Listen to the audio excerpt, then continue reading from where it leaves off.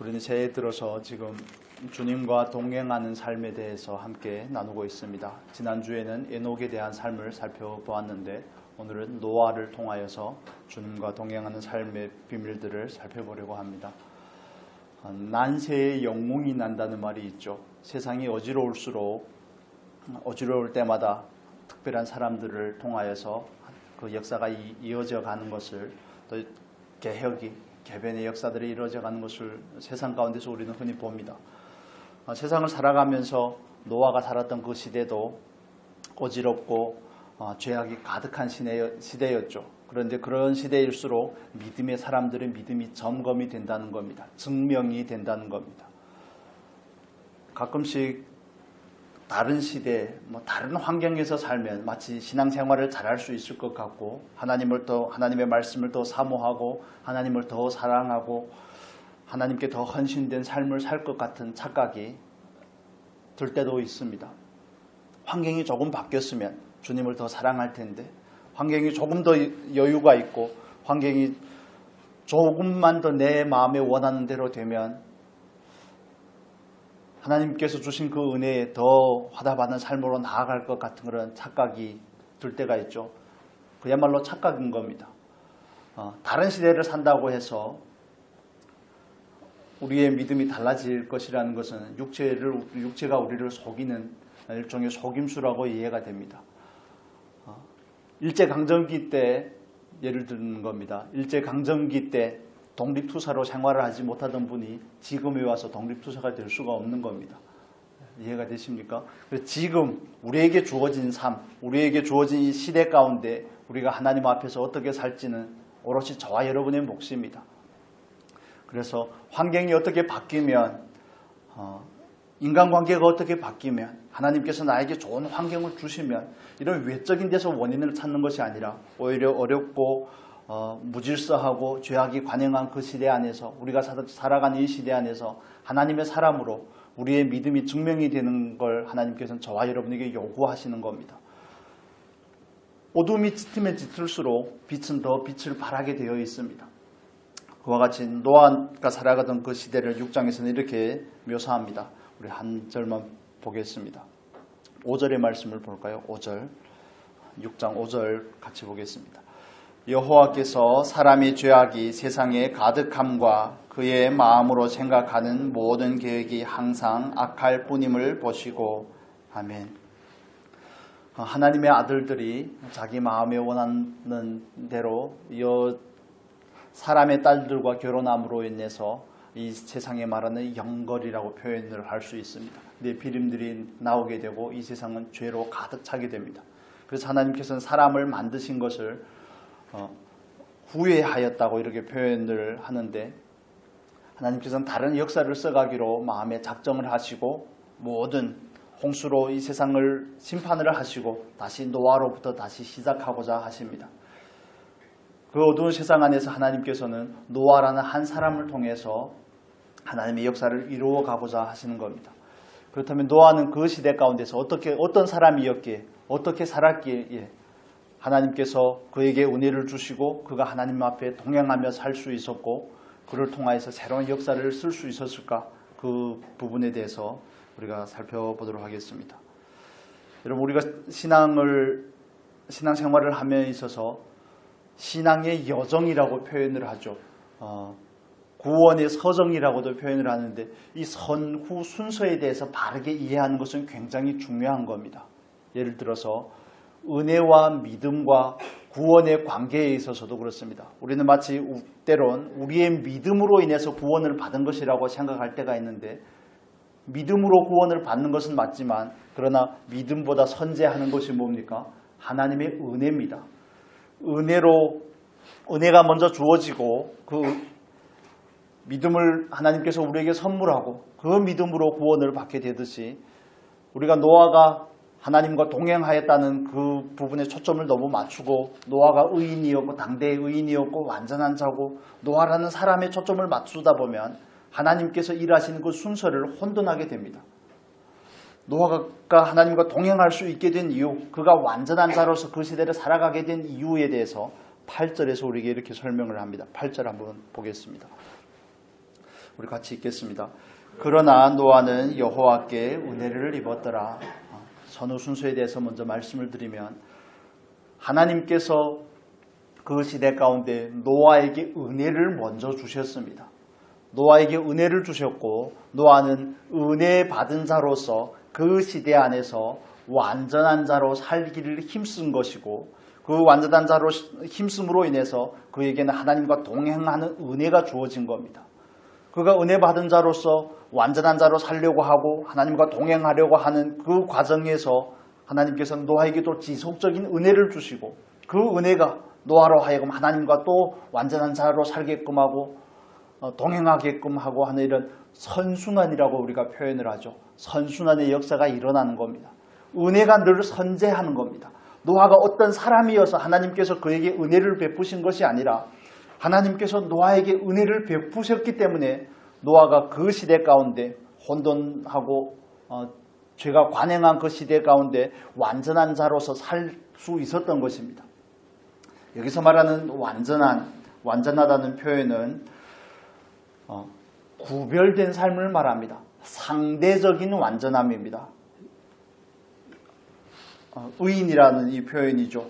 의인이고 완전하다고 하는데 의인이라는 것은 상대적으로 의롭다는 것이지 노아가 아예 흠이 없었다는 게 아닙니다. 의인이고 완전한 노아, 그는 상대적으로 다른 사람들과 비교하였을 때 완전하다는 것은 구별되었다는 겁니다. 하나님 앞에 드리는 제물로서 구별되었다는 뜻이죠. 그래서 노아가 그런 삶을 살 수 있었던 이유는 노아에게서 비롯된 것이 아니라 무슨 결과라고 말씀드렸습니까? 은혜의 결과라고 말씀을 드렸습니다. 저와 여러분도 마찬가지입니다. 우리에게 적용을 해도 마찬가지입니다. 저와 여러분은 죄와 허물로 죽었던 자들입니다. 그런데 하나님께서 은혜 안에서 우리를 택하여 주신 줄로 믿습니다. 창세전에 그리스도 안에서 저와 여러분을 택하셨습니다. 이걸 성경은 은혜라고 말하죠. 그 택하심을 입어 우리는 구원을 받게 되었습니다. 그런데 구원을 받은 저와 여러분 안에서 우리에게 마땅히 필요한 것은 그 구원을 받은 은혜를 향한 반응입니다. 노아가 그랬듯이 온전하게 살고자 하는 그 갈망과 소원, 그 소원을 따라 살고자 하는 그 마음의 중심이 필요한 것이죠. 그 중심을 가지고 하나님께 나아가며 어떻게 하든지 자기의 부족함을 깨닫고 하나님과 동행하는 삶을 살고자 했던 그 노아, 누구의 강권적인 역사가 아니라 자기 스스로가, 이 부분을 좀 이따 설명을 드리겠습니다. 하나님과 동행하고자 하고 그가 하나님 앞에 이런 필요한 조건들을 갖출 때 하나님의 지속적인 은혜가 그에게 공급되고 그의 삶에서는 선순환이라는 놀라운 구조가 일어나게 되는 겁니다. 저와 여러분 안에도 이런 부분들이 필요한 것이죠. 우리는 은혜 받은 자인 줄로 믿습니다. 하나님께서 우리에게 은혜를 주셨습니다. 구원의 은혜보다 더 큰 것은 없다고 항상 강조해서 말씀을 드리죠. 우리를 구원해 주셨습니다. 구원해 주셨기에 우리는 하나님의 자녀가 되었습니다. 혈통으로나 육정으로나 사람의 뜻으로 난 것이 아니라 하나님으로 말미암은 것인 줄로 믿습니다. 그래서 우리는 그 은혜 받은 자로서 하나님 앞에, 하나님의 말씀 앞에 온전하게 살고자 하는 것입니다. 하늘에 계신 너의 아버지가 온전하심 같이 너희도 뭐라고요? 온전하라고 말씀을 하죠. 하나님 앞에서 온전하고 완전한 사람은 아무도 없습니다. 그러나 우리는 그 온전함을 향해 가고자 하는 것입니다. 넘어지더라도 자기 스스로의 불완전함을 발견할지라도 우리는 계속하여 지속적으로 추구하고 달려가고자 하는 겁니다. 그 중심이 필요한 겁니다. 편안함의 신앙생활을 잘 짤 것 같고 삶의 역경이 오면 믿음이 더 잘 세워질 것 같고 하는 그런 마음이 불쑥불쑥 들지만 그러나 늘 우리에게는 주어진 상황 안에서라는 이 전제 안에서 믿음의 연단을 받고 성장하는 과정이 필요한 겁니다. 제가 한국에 온 지 이제는 한 5년이 지나서 6년 차에 들어섰는데 처음에 왔을 때 마음이 하나님을 향한 그 갈망의 정도가 조금 떨어지는 것 같은 그런 느낌들이 드는 겁니다. 광양에 있는 그 교회를 섬길 때는 굉장히 바빴습니다. 교회 일도 바쁜데 교회도 건축을 하고 있고 또 월요일에는 또 신대원 과정을 석사 과정을 공부를 또 해야 되고 레포트를 제출을 해야 되고 또 마침 또 코로나도 왔고 막 이런 것들이 뒤엉켜서 정말 심신이 많이 힘들었죠. 그러다 보니까 마음에 이런 생각이 드는 겁니다. 다시 중국으로 갈까? 다시 나를 좀 각박한 상황 가운데다 몰아넣을까? 그러면 좀 각성이 일어나서, 각성이 되지 않겠습니까? 찬물로 샤워만 해도 각성이 되는데 그 상황에 가다 집어넣고 하면 각성이 되어서 하나님을 더 갈망하고 더 추구하지 않을까? 이게 육체가 이렇게 속이는 겁니다. 육체가 이렇게 속이는 거죠. 때론 환경이 조금 편하면 하나님을 더 잘 섬길 수 있지 않을까? 저만의 말씀입니다. 잠만 늘어지게 삽니다. 그러면 그냥 하나님께서 주신 은혜를 따라 그걸 누리기에 바빠서 하나님을 추구하지 않습니다. 그래서 늘 주어진 상황이나 환경 안에서 우리가 하나님을 바라보는 게 필요한 겁니다. 그래서 그때마다 은혜 받은 자로서의 그 자각이 저와 여러분 안에 일어났으면 좋겠습니다. 나는 은혜 받은 자구나. 죄와 허물로 죽었던 나를 하나님께서 살리셨구나. 그 많고 많은 사람들 중에 나를 택하여 부르셨구나. 하나님의 자녀로 부르셨구나. 소망 없는 나에게 영원한 소망을 주셨구나. 하나님께서. 그렇기 때문에 나는 하나님 앞에 온전한 자로 하나님의 자녀로 하나님을 기쁘게 하는 삶으로 살고자 하는 그 소원들이 우리 안에서 일어나는 것이 너무 정상적이라는 겁니다. 우리 안에 그런 소원이 없다면 하나님께서 소원을 주셨는데 잃어버렸던지 아니면 구원을 받지 못했던지 아니면 마음이 구원은 받았지만 말씀에 대해서 지속적으로 순종하지 않으므로 그 마음이 강팍하게 된 겁니다. 더 이상 은혜가 스며들 수 없는 지경에 다다른 겁니다. 양심의 화인을 맞았다고 성경을 표현을 하죠. 그런 지경이 되는 겁니다. 그 부분에 있어서 바른 점검이 있기를 축복합니다. 나는 과연 은혜 받은 자로서 반응하고자 하는 소원이 있는가 내 안에? 소원이 있는데 너무 지나치게 소극적인 것은 아닌가? 이런 부분들에 대해서도 점검을 해보면 좋겠습니다. 노아에게로 다시 돌아와서 이렇습니다.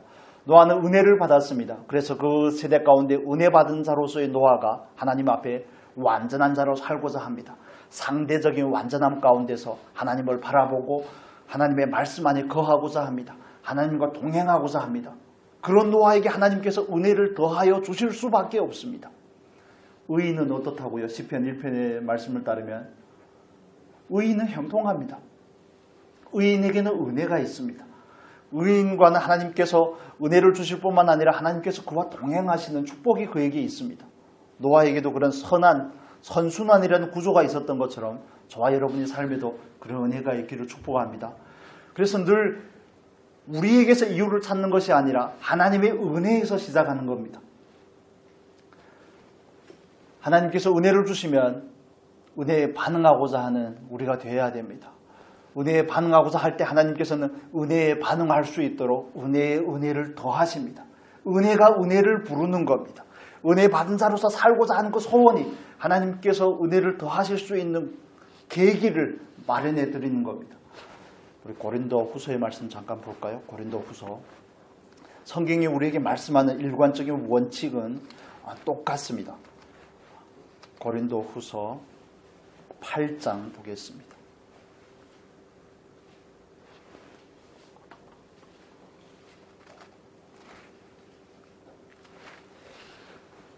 8장 9절 보겠습니다.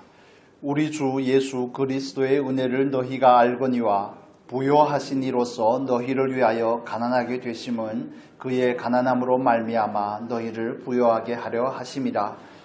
하나님께서는 그리스도를 통하여 우리를 부요하게 하기를 원하십니다. 우리 이어서 보겠습니다. 9장에 와서 보겠습니다. 9장 고린도후서 9장 10절에서 12절 10절에서 12절 같이 읽겠습니다. 심는 자에게 너희 심을 것을 주사 풍성하게 하시고 너희 의의 열매를 더하게 하시리니 너희가 모든 일에 넉넉하여 너그럽게 연보를 함은 그들이 우리로 말미암아 하나님께 감사하게 하는 것이라. 이 봉사의 직무가 성도들의 부족한 것을 보충할 뿐 아니라 사람들이 하나님께 드리는 많은 감사로 말미암아 넘쳤느니라. 아멘. 그리스도께서 가난하게 되시면 저와 여러분을 풍요롭게 하기 위함인 줄로 믿습니다. 그리고 우리가 살아가는 일상 안에서도 하나님께서는 우리에게 은혜를 주시죠. 풍성한 은혜로 주십니다. 그런데 심는 자에게 먹을 것과 심는 것을 주시는 하나님, 그 목적은 뭡니까? 의의 열매를 더하게 하기 위함이라고 말씀을 합니다. 우리 8절에도 이렇게 표현합니다. 8절, 9장 8절 같이 읽겠습니다. 하나님이 능히 모든 은혜를 너희에게 넘치게 하시나니 이는 너희로 모든 일에 항상 모든 것이 넉넉하여 모든 착한 일을 넘치게 하려 하심이라. 이게 하나님의 원칙이더라는 겁니다. 하나님을 떠나 사는 사람에게는 그 은혜 안에 거하지 않고 은혜를 벗어나서 살고자 하는 사람에게는 가인과 같은 인생입니다. 그의 인생 가운데서는 방황이 주어집니다. 그 방황은 갈수록 더 깊어집니다. 하나님의 은혜를 떠나 사는 사람에게 있어서는 은혜가 점점 더 고갈이 됩니다. 완전히 메마르게 되죠. 그러나 그 은혜 안에서 은혜에 반응하면서 살고자 하는 사람에게는 은혜에 은혜를 더하신다는 것이 성경이 우리에게 말씀하는 일관적인 원칙입니다. 여러분, 그 하나님의 은혜 안에서 은혜를 깨달은 자로, 은혜에 반응하는 자로 세워질 수 있기를 축복합니다. 나에게 주어진 것 안에서 은혜를 발견하셨으면 좋겠습니다. 하나님께서 나에게 주신 은혜가 무엇인지를 계수할 수 있는, 그걸 깨달을 수 있는 지각이 있기를 축복합니다. 그렇기 때문에 노아가 그 험한 상황 안에서도 하나님과 동행하는 삶을 살 수 있게 된 것입니다. 구체적인 부분을 살펴보도록 하겠습니다. 그렇다면 노아는 하나님과 동행하였다고 말씀을 드렸는데 동행하게 된 여러 가지 원인들에 대해서 성경은 우리에게 말씀을 해주고 있는 것을 우리가 볼 수 있습니다. 같이 한 가지씩 살펴보도록 하겠습니다. 히브리서 11장 7절의 말씀 주보에도 있습니다. 주보 보셔도 됩니다. 히브리서 11장 7절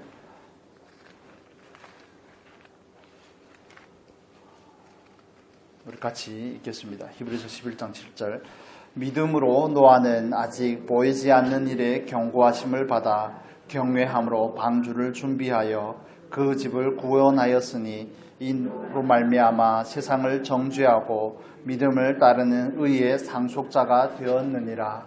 아멘. 지난주에 말씀을 드렸던 것과 같이 여전히 믿음의 원칙이 있음을 볼 수 있습니다. 하나님께서 노아에게 주신 은혜가 첫 번째라면 두 번째는 믿음입니다. 믿음으로 반응한 노아. 히브리서 11장 7절을 제가 공동 번역으로 읽어드리겠습니다. 그러면 이해하기가 훨씬 쉬울 겁니다. 노아는 믿음이 있었으므로 하나님께서 아직 보이지 않는 일들에 대해서 경고하셨을 때에 그 말씀을 두려운 마음으로 받아들이고 방주를 마련해서 자기 가족을 구했으며 그 믿음으로 하나님과의 올바른 관계를 차지하게 되었습니다.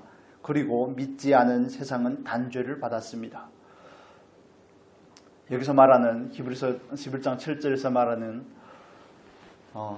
경고하셨을 때라고 표현한 이 경고라는 단어는 계시를 받았다는 겁니다. 하나님께서 노아에게 계시해 주셨다는 겁니다. 무엇에 대해서 계시를 하셨다는 겁니까? 심판에 대해서 계시를 하였다는 겁니다. 우리가 지난주에 살펴봤던 것처럼 에녹이 무두셀라를 낳고 무두셀라는 라멕을 낳습니다. 라멕이 노아를 낳죠. 그래서 무두셀라는 노아의 어떻게 되는 겁니까? 족보로 할아버지가 되는 겁니다. 그래서 노아가 어릴 때부터 그 이야기를 전해 듣지 않았겠습니까? 자기의 조상, 자기 할아버지로부터 할아버지가 돌아가실 때 하나님께서 심판하신다고 그랬다는 그 계시의 말씀을 가정에 있는 어른들을 통해서 들었을 뿐만 아니라 히브리서에서는 그 계시를 받은 통로가 무엇인지는 정확하게 설명을 하고 있지 않지만 경고하심을 받았다고 말합니다. 계시를 받았다고 말합니다. 계시를 받았으면 노아에게 필요한 것은 뭡니까? 그 계시를 믿는 겁니다. 믿는 것은 늘 행위를 수반하는 겁니다. 그것을 믿는다면 그 믿음에 적합한 행동을 하는 것을 말하는 겁니다. 오늘날도 하나님께서 저와 여러분에게 말씀을 주시죠. 계시의 말씀을 주십니다. 완성된 계시, 성경 66권이라는 그 말씀 안에서 우리에게 말씀을 주면 그 말씀이 우리에게 레마로 받아지면 우리는 그 말씀을 따라서 행동하고자 해야 되는 겁니다. 노아가 500세가 되어서야 셈과 함과 야벳을 낳고 나서 방주를 언제부터 준비했는지는 사실 정확하지 않습니다. 우리가 보통 120년이라고 표현을 하는데 그러나 성경은 하나님께서 사람의 연수가 120년이라고 그랬지 노아가 방주를 120년 만들었다고 말씀하지는 않았습니다. 정확한 연수는 정확하지 않지만 그때 당시로 볼 때 500세의 자녀를 낳는다는 것은 실패한 인생입니다. 이해가 되십니까? 에녹이 65세까지 하나님과 동행하다가 자녀를 낳지 않습니까?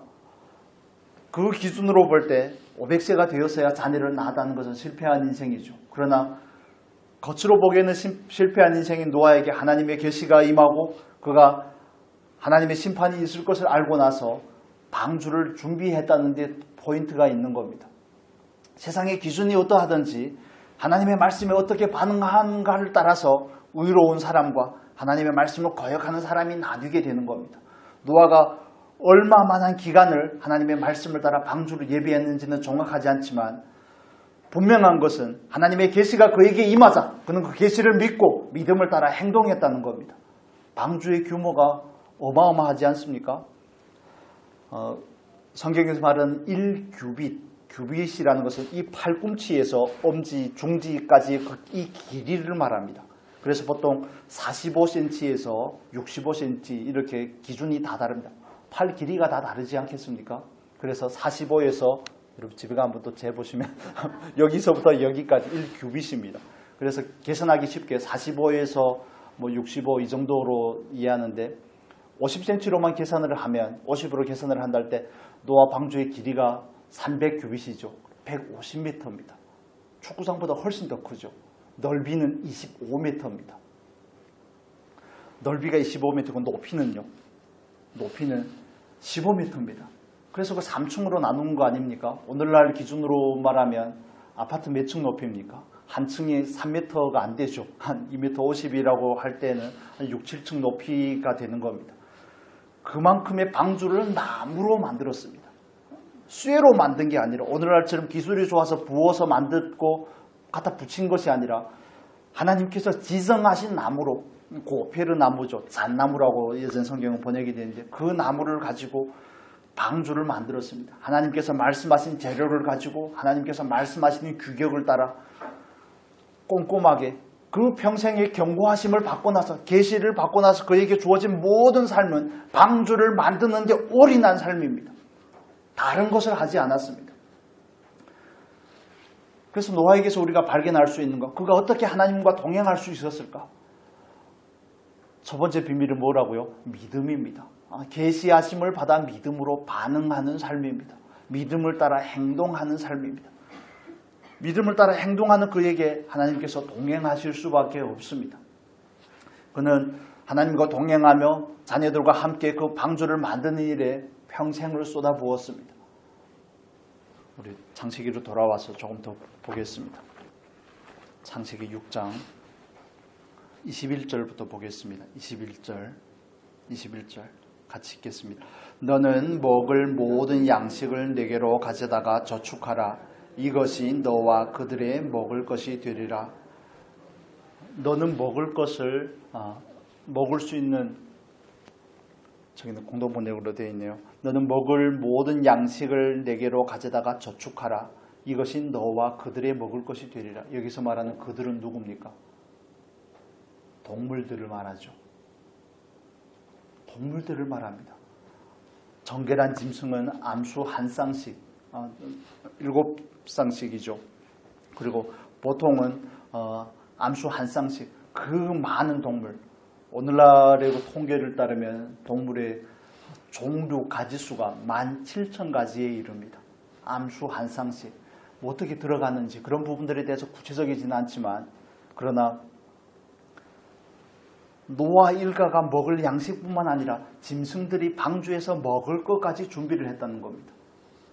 자기 입 하나 건사하기도 쉽지 않을 텐데, 그래서 방주도 지어야지, 먹을 것도 준비를 해야지. 노아의 일가가 방주 안에 얼마 동안 있었습니까?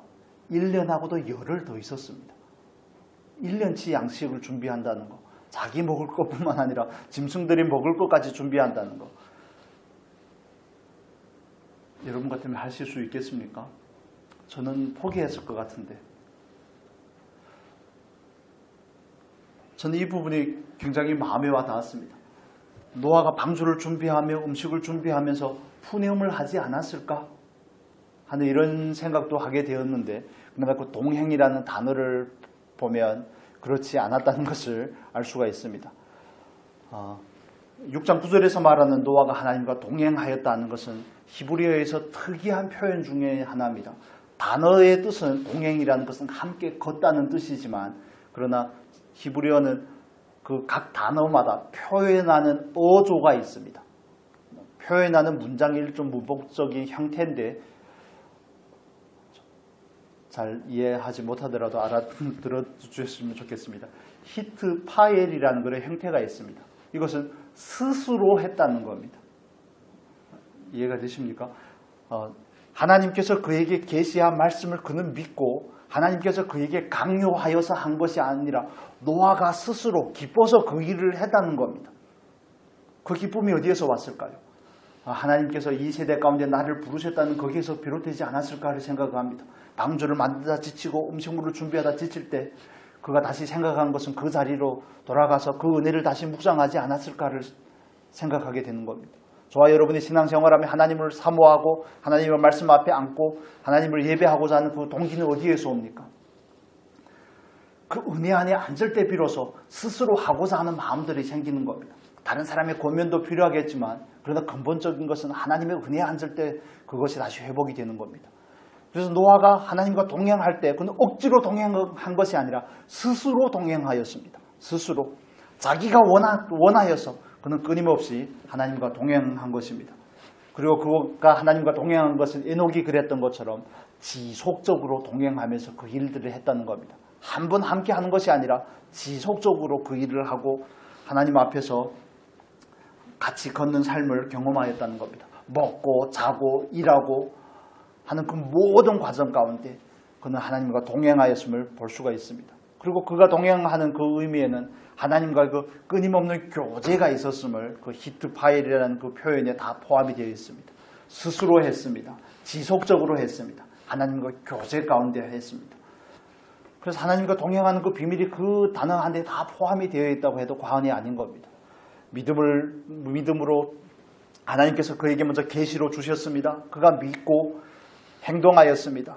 그러면서 그는 하나님과 동행하면서 그 은혜 안에서 늘 하나님 앞에 앉아서 지속적으로 그 일을 감당한 것을 성경 우리에게 말해주고 있습니다. 그래서 저와 여러분이 노아와 같이 하나님과 동행하기 위해서 우리에게 필요한 것들은 뭡니까? 하나님의 말씀을 먼저 믿는 겁니다. 보이지 않지만 믿는 겁니다. 여러분, 홍수가 오기 전에 노아의 홍수가 있기 전에 비가 내렸습니까? 안 내렸습니까? 비가 안 내렸습니다. 노아는 비 내린다는 것을 경험해 본 적이 없습니다. 하나님께서 천지 만물을 창조하실 때 궁창 위의 물과 궁창 아래의 물로 나뉘셨죠. 그럴 때 노아의 홍수 때 그 내리는 그 비가 궁창 위에 물이 내린 것으로 보통 이해를 합니다. 홍수가 있기 전까지는 그냥 땅에서 안개가 자욱하여서 땅에 있는 식물들에게 양분과 수분을 공급했다고 성경 우리에게 말해주고 있습니다. 그런데 노아에게 하나님께서 홍수로 심판을 한다니 믿을 수 있습니까? 눈으로 봐야 믿는 거 아닙니까? 요즘 사람들은 들어야 믿는 거 아닙니까? 직접 경험해봐야 믿는 거 아닙니까? 그러나 노아는 하나님의 계시를 따라서 믿은 겁니다. 그래서 저와 여러분의 믿음의 근거는 눈에 보이는 데 있는 게 아닙니다.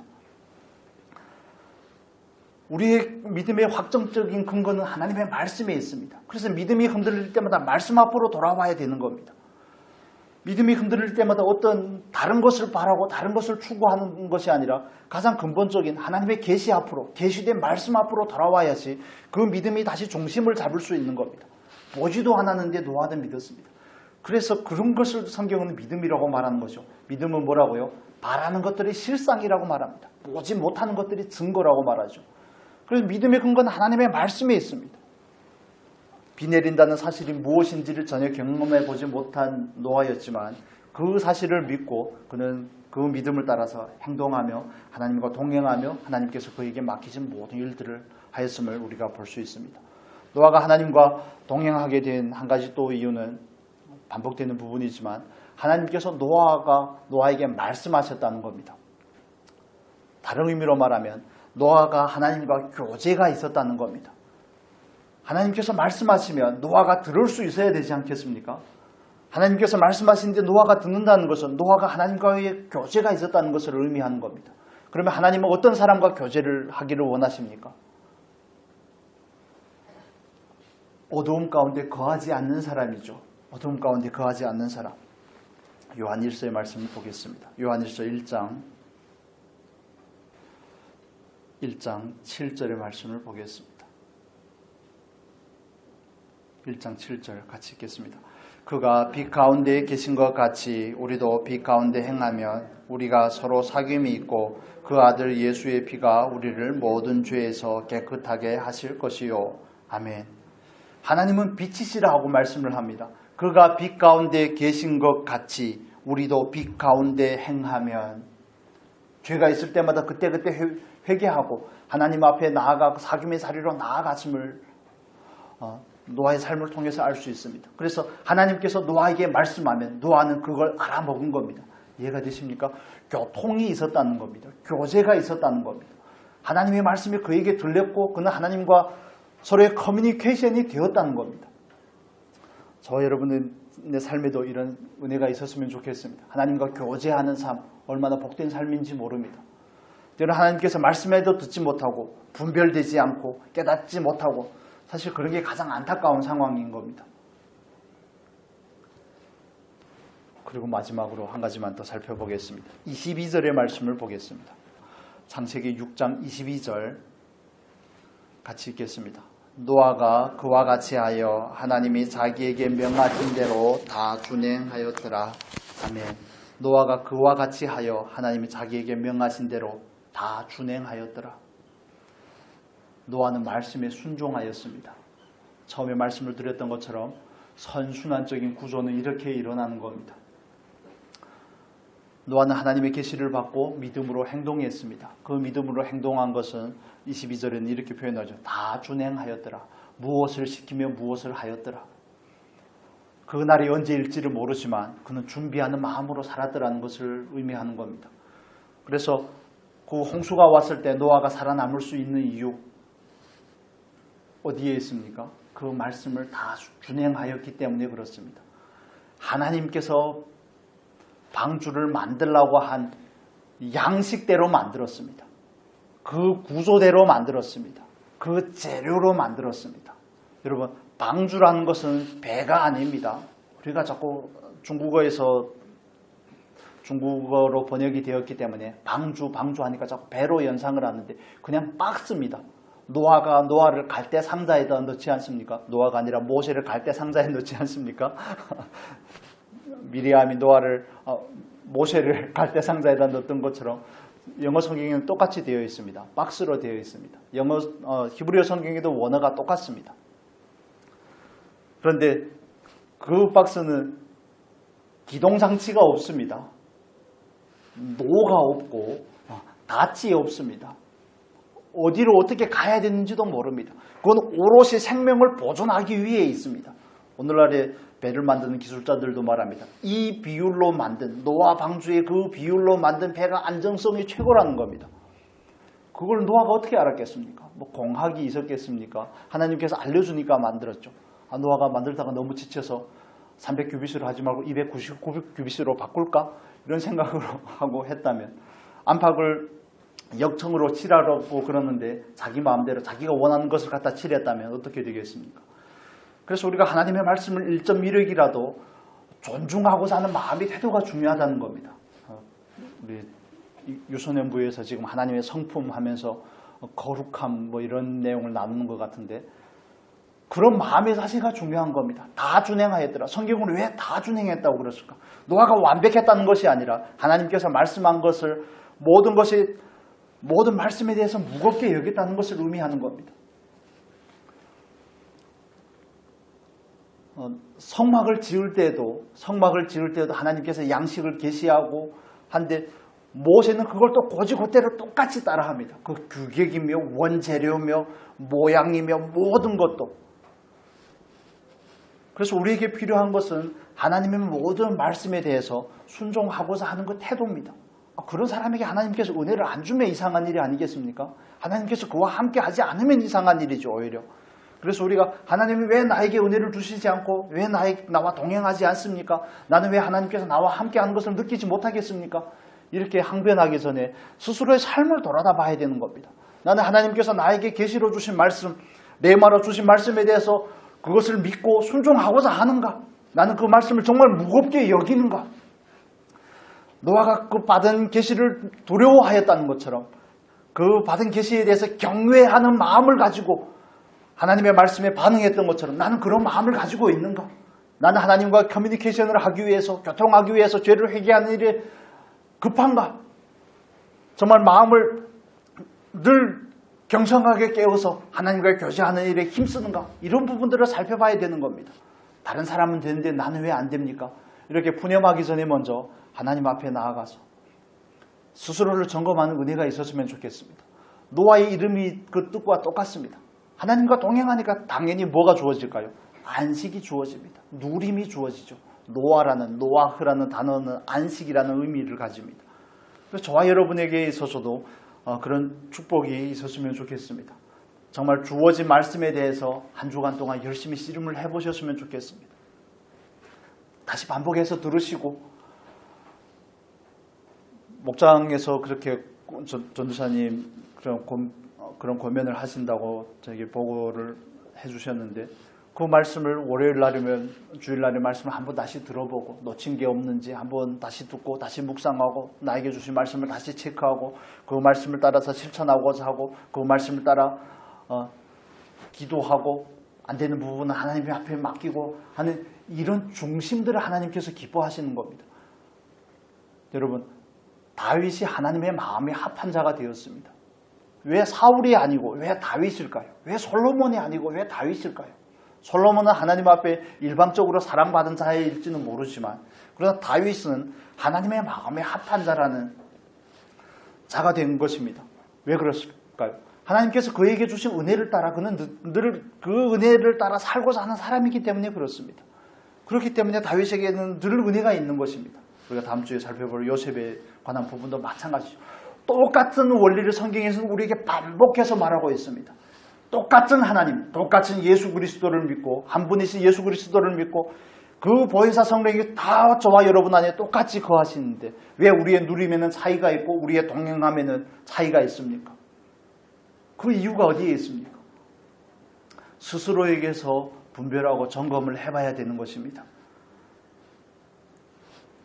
그리고 한 가지 마지막으로 더 말씀을 드리면 노아가 하나님과 동행할 수밖에 없는 이유는 하나님께서 그에게 말씀을 하셨을지라도 스스로의 힘으로는 감당할 수 없다는 사실을 알았기 때문이라고 생각이 됩니다. 하나님께서 그에게 만들라고 했지만 짐승들을 위해서 먹이를 준비하라고 했지만 그러나 그 스스로가 그 일을 감당하기에는 연약한 존재라는 사실을 그는 늘 인식하고 있었기 때문이라고 생각을 합니다. 여러분 그 많은 동물들을 노아가 잡으러 다녔다고 생각을 해보십시오. 그렇게 생각을 안 해보셨습니까? 방조에다 집어넣어야 될 텐데 그런데 성경은 뭐라고 말합니까? 내게로 나아오게 하리니 하나님께서 내게 나아오게 하면 너는 그냥 인도해 드리면 된다는 겁니다. 그걸 잡으러 다닌다면 600년 가지고 되겠습니까? 죽을 때까지 잡으러 다녀도 못 잡죠. 그런데 하나님께서 그가 하나님의 말씀에 순종하고자 그 원칙이 또 똑같이 작동이 되는 겁니다. 노아가 하나님 앞에 무슨 생각을 했을까요? 이 많은 동물들이 먹을 것을 어떻게 준비하겠습니까? 배는 또 어떻게 만들겠습니까? 다른 사람들은 노아를 향해서 얼마나 많이 비웃겠습니까? 베드로서에 가면 노아가 배를 지으면서 의의 도를 전했다고 말합니다. 얼마나 바쁜지 모릅니다. 그래서 그의 그 무능함을 발견하는 것이 하나님과 더 동행하고자 하는 계기가 되는 겁니다. 그래서 우리가 하나님과 동행하는 삶에 대해서 때로 하찮게 여기는 이유가 거기에 있습니다. 내가 넉넉히 스스로가 혼자 할 수 있는데 뭘 하나님과 동행할 필요가 있겠습니까? 성경은 그걸 교만이라고 말하는 겁니다. 늘 하나님의 필요한 자가 될 수 있기를 축복합니다. 하나님의 말씀을 믿으시고 믿음을 따라 행하시기를 바랍니다. 죄를 범하였다고 할지라도 하나님 앞에 신속히 회개의 자리로 나아가시기를 바랍니다. 그래야 하나님과의 그 사귐을 유지하셨으면 좋겠습니다. 그리고 하나님께서 뭐라고 말씀하셨으면 그냥 귓등으로 혹은 한 귀로 두고 한 귀로 흘려버리는 것이 아니라 거기에 온 마음을 다해 보셨으면 좋겠습니다. 안 되는 거 압니다. 하나님도 우리의 실력은 너무 잘하신다니까요. 그런데 거기에 중심을 쏟아부어 봤으면 좋겠습니다. 하나님은 그 마음을 기뻐하는 겁니다. 자기 코가 석자인데 그 백성을 염려하는 다윗을 하나님은 기뻐하는 겁니다. 다윗이랑 그 일이랑 뭔 상관입니까? 내가 죽게 생겼는데. 그런데 자기 백성이 블레셋의 침략을 받았다고 그러니까 하나님 앞에 앉는 그 다윗, 그에게는 제왕적인 마인드가 이미 장착이 되어 있는 겁니다. 하나님의 나라를 향한 그 마인드가 장착이 되어 있는 겁니다. 그 다윗에게 하나님께서 은혜를 주시고 그 다윗과 함께하는 건 너무 당연한 일인 것이죠. 저와 여러분도 마찬가지입니다. 그리고 마지막으로 우리의 할 수 없음을 하나님 앞에서 고백하고 동행의 필요성을 깊이 인식을 하셨으면 좋겠습니다. 저와 여러분이 그 동행의 필요성을 더 깊이 인식할 수 있기 위해서는 하나님 앞에서 늘 가난한 심령이 되어야 됩니다. 애통하는 마음이 되어야 됩니다. 그 중심을 드리는 사람이 되어야 됩니다. 한 주간도 동행하는 은혜가 있기를 축복합니다. 기도하겠습니다. 거룩하신 하나님,